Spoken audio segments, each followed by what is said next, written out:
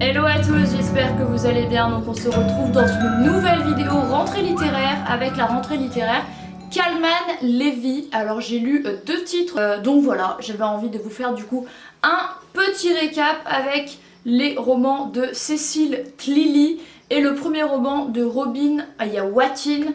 J'ai beaucoup aimé ces deux lectures, donc j'avais vraiment hâte du coup de vous partager mon retour sur deux lectures que j'ai beaucoup aimées. Voilà, c'est un peu plus agréable que des lectures que je n'ai pas aimées, parce que comme je n'aime pas être méchante gratuitement et descendre les livres gratuitement, bah ça me fait un petit peu plus plaisir forcément de vous parler de deux jolies lectures que j'ai aimées.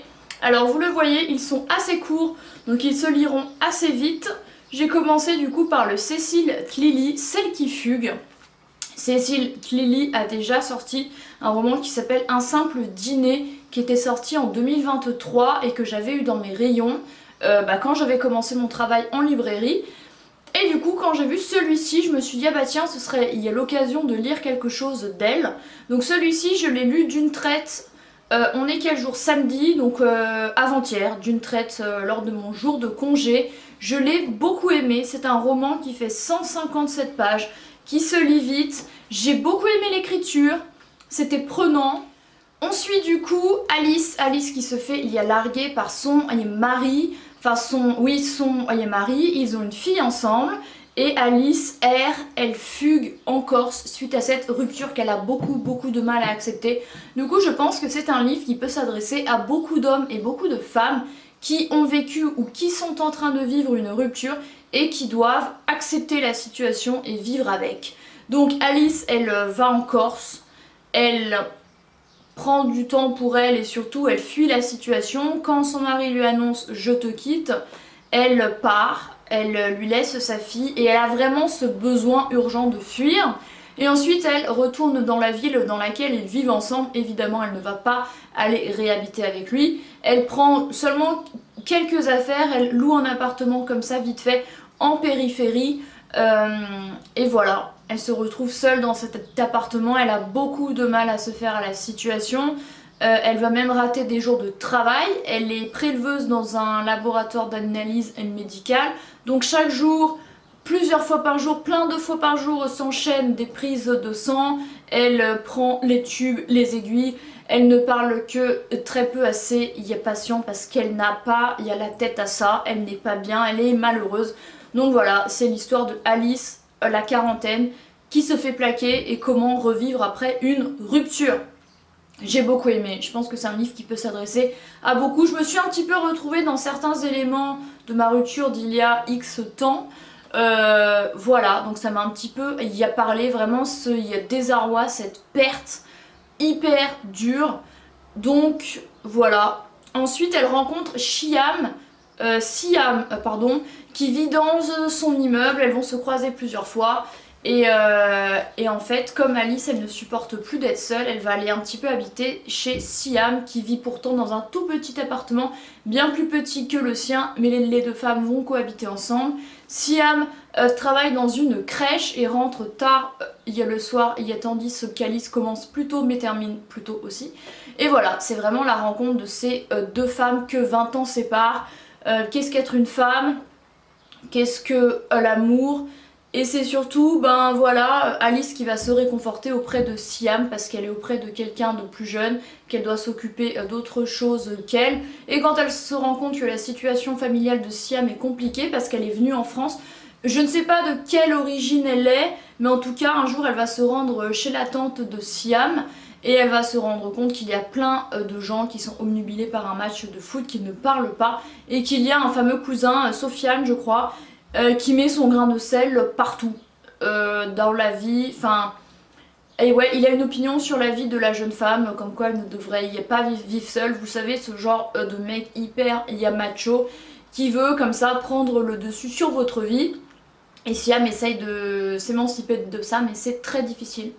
Donc voilà, et j'aime bien ce qu'il y a écrit au dos. Ça dit un roman intimiste qui met à l'honneur deux femmes et leur désir éperdu de liberté, parce qu'Alice, elle est bien obligée de retrouver la sienne, et malgré elle, on peut dire. Et Siam, c'est vraiment avec sa propre volonté de s'émanciper. Elle ne veut pas vivre chez sa tante, Elle ne veut pas que son cousin y mette son grain de sel dans sa vie, elle veut juste vivre dans ce petit studio, seule, tranquille, voilà. Un vraiment bon roman qui aborde pas mal d'aspects que j'ai beaucoup aimé, auquel je mettrais facilement un 9 sur 10. Et le second roman de cette vidéo, c'est Je rouille de Robin Wattin, que j'ai quasiment lu d'une traite en fait, également, donc juste après celui-ci, le même jour, il me restait genre 20 pages et j'avais fini. Puis je me suis dit bon, je vais pas lire 2 livres dans la même journée quand même. Donc c'est son premier roman, c'est un roman qui parle d'amour, de vacances. C'est un roman qui se déroule en très peu de temps, en seulement quelques jours.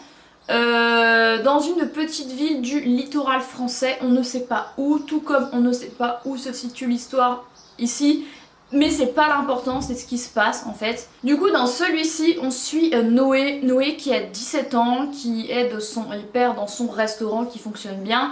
Il n'a plus de contact avec sa mère, de laquelle son père s'est séparé, il se voit seulement très peu.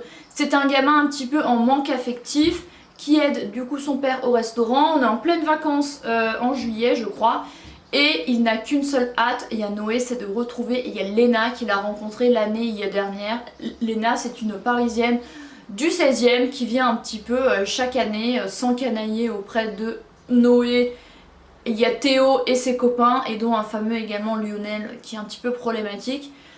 Voilà, Léna qui sait qu'elle est belle, qui en joue, qui a un copain à Paris, qui dit à Noé qu'elle a couché avec le cousin de je sais pas qui, donc avec son copain aussi, elle couche avec Noé aussi. Apparemment elle a une réputation de fille facile au lycée, et il y a Noé vraiment amoureux, obnubilé, qui fantasme de ouf sur Yelena, et sa seule problématique c'est de lui donner du plaisir physique.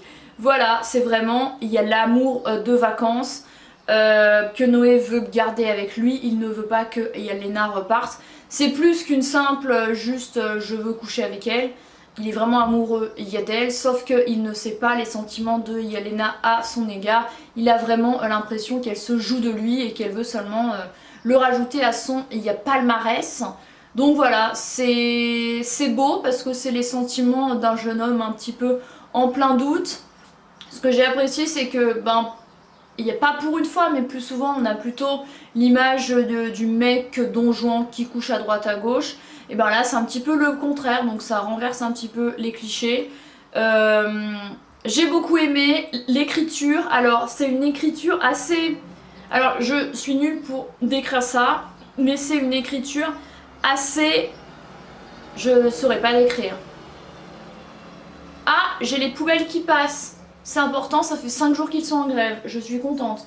Bref, c'est une écriture assez comme ça, il y a plein de phrases hyper drôles, il y a plein de scènes drôles. Franchement, on se marre. Il y a tout le temps, il y a il y a l'affection pour notre héros, c'est ça que j'ai aimé. C'est que c'est pas que Fleur Bleue, c'est pas que Noé qui est en mode que amoureux de Léna, c'est aussi drôle. Et je me suis noté de lire la fin de la page 86 avec l'histoire du Tchèque. Donc Noé également, il essaye un petit peu de faire le mec devant Léna. Le mec qui s'en fiche un peu de si elle le remballe, qui conserve sa fierté, il fume un petit peu régulièrement pour se donner un style, il boit avec ses copains. Et en fait, Noé va faire quelque chose de... Il n'y a pas bien à Léna et ses copines, parce que Léna est venue avec ses parents, mais également 3 copines qui respectivement sortent avec 3 des amis de Noé. Et voilà, un petit peu... comment essayer de grandir, de trouver sa place quand on est jeune, quand on essaye de se faire bien voir des autres. Et je me suis un petit peu reconnue, un tout petit peu, dans un mode on est en vacances, on veut se faire bien voir des autres, on veut conserver sa réputation. Je sais pas comment dire, mais c'est un peu drôle. Il y a un passage, après qu'ils aient fait quelque chose de pas très bien à Léna et ses amis. Ce n'est pas un viol, hein, je précise, parce que là j'aurais arrêté le truc et j'aurais fait tu es une grosse merde. Mais ils vont au bar ensuite et il y a une situation drôle, c'est qu'en fait Noé voit Léna qui se fait draguer par un mec qu'il appelle casquette verte. Et je vais vous lire parce que c'est trop drôle. Le passage drôle, c'est On dit rien, mais je vois que quand il check Ayateo, il ferme le point pour pas reproduire la même chose. Sauf que Ayateo, il fait l'inverse parce qu'il a bien vu ce qu'il s'était passé avec moi. En gros, il y en a un qui a fait un check, ils se sont gourés. Il y a Noé et Casquette Verte. Du coup, le frère de Noé voit la situation et il inverse. Et ça fait pas un check. Bref, il y a plein de phrases, de situations comme ça hyper drôles. J'en ai pas noté d'autres, mais il y en a plein d'autres. Voilà, c'est du langage assez jeune, mais pas trop non plus, qui peut s'adresser à des plus âgés. Et j'ai beaucoup aimé ce roman. Voilà, c'est... Il y a l'affect pour ce garçon. Et il y a écrit, voilà, c'est ça que je voulais dire, dans une langue, il y a nerveuse et ciselée. C'est en mode, j'ai fait ce geste là, c'est comme si l'auteur voulait écrire très vite comme ça ses sentiments. Donc, dans une langue, il y a nerveuse et ciselée, je rouille, il y a dépeint un amour incandescent à la fois unique et inquiétant, et révèle ainsi un jeune homme qui se cherche et qui pense trouver des réponses dans le regard de l'autre. Voilà, parce qu'aussi, il y a Noé, il y a pote avec un certain Lionel qui fout le bazar, qui essaye vraiment de pousser avec une fille pour qu'elle termine dans son lit, qui essaye, qui a sa bande autour de lui, qui est un petit peu le leader de ce groupe-là. Et voilà, c'est un petit peu Noé qui veut trouver sa place. Vraiment, j'ai beaucoup aimé ce roman, je le mettrais 8,5 sur 10. Bon bah écoutez, voilà, ça en est tout pour cette vidéo de 2 titres de la rentrée littéraire chez Kalman Levy. Je suis concentrée sur ces deux-là, sur Conseil du représentant. Donc voilà, et encore une fois, je ne peux pas tout lire si je veux m'intéresser à d'autres éditeurs de la rentrée littéraire, comme il y a un nombre de titres absolument faramineux. Voilà, j'espère que cette vidéo, que cette présentation vous aura plu. De mon côté, je les ai vraiment tous les deux beaucoup aimés. Pour l'instant, avec la rentrée littéraire Julliard, c'est les 2 titres que je préfère parce qu'au moment où je filme cette vidéo, j'ai filmé HarperCollins, Julliard, Seuil et celle-ci. Donc du coup, c'est les 8e que je lis, ceci inclus. Donc voilà, je vous retrouve très bientôt, je pense lire l'Iconoclaste ensuite. Voilà, merci d'avoir regardé cette vidéo et moi je vous retrouve très bientôt dans une autre. Bye!